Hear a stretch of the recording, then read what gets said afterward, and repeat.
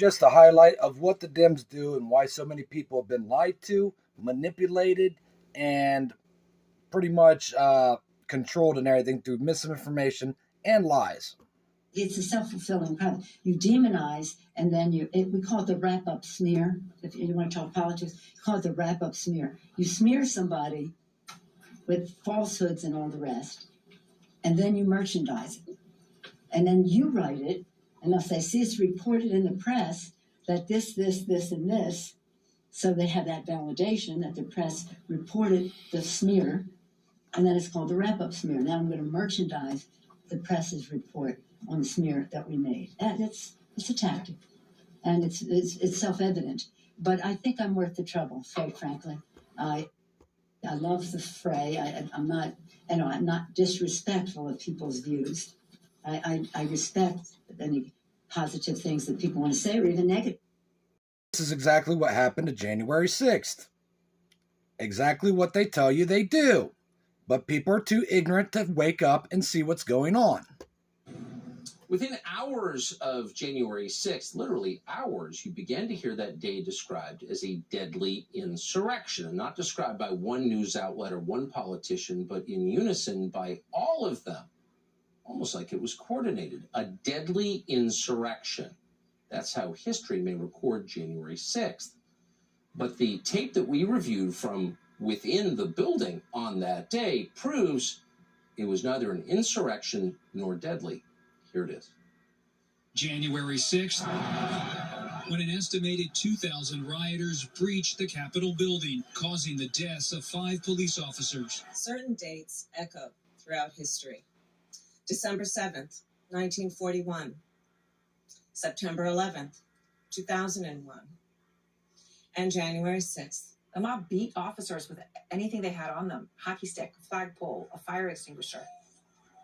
Police officers died. Donald Trump supporters who, of course, rioted and killed police officers. By the evening of January 6th, the Democratic Party and its publicists in the national news media had settled on a description of what had happened that day.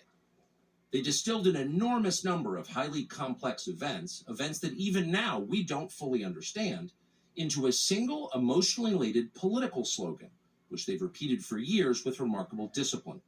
January 6th, they said, was a deadly insurrection. There was a deadly insurrection that the right wing is trying to cover up. He incited a deadly insurrection. Incited a deadly insurrection. The violent, deadly insurrection on the Capitol 9 months ago was about white supremacy, in my view. A deadly insurrection. Everything about that phrase is a lie. Very little about January 6th was organized or violent. Surveillance video from inside the Capitol shows mostly peaceful chaos. But the slogan worked. The term deadly carries enormous emotional power, which is why they used it. To prove the insurrection was deadly, propagandists pointed to the death of an officer called Brian Sicknick. The mob killed Officer Brian Sicknick. That's what they said. It was their single most powerful indictment of the January 6th protesters and of Donald Trump and of Republican voters nationally. They repeated that claim for years. They are still repeating it. At first, they told the country that Officer Sicknick was murdered with a fire extinguisher. Officer Brian Sicknick died after being hit in the head with a fire extinguisher during the fight. That story came from the New York Times, which is effectively the assignment editor for most of the rest of American media. It was a lie, untrue in any way. But only after that lie had hardened into conventional wisdom did the newspaper bother to retract it. The New York Times has quietly retracted its story about the death of Capitol Police Officer Brian Sicknick. The damage had been done. Brian Sicknick, himself a Trump voter, had been transformed without his consent into a political martyr of the left. His memory was shamelessly exploited by the incoming Biden administration. In February of 2021, Sicknick's body lay in state in the Capitol Rotunda, where a parade of unscrupulous politicians made use of it.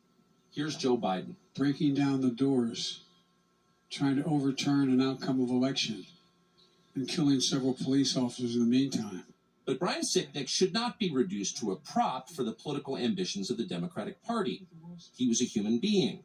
The facts of his life matter, including how he died. To this day, media accounts describe Sicknick as someone who was, quote, slain on January 6th.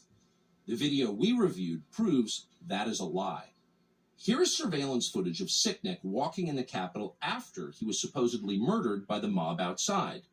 By all appearances, Sicknick is healthy and vigorous.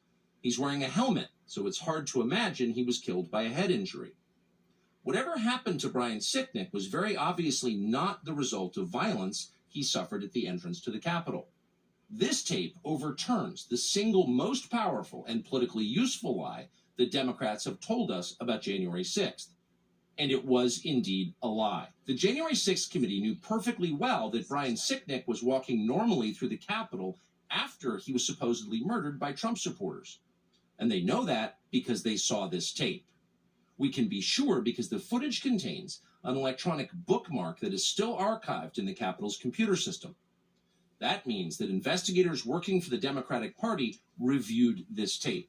They saw it, but they refused to release the tape to the public. Why? Because this tape would shatter the fraud they were perpetrating on the country. Because hiding the truth served their political interest. They lied about the police officer they claimed to revere.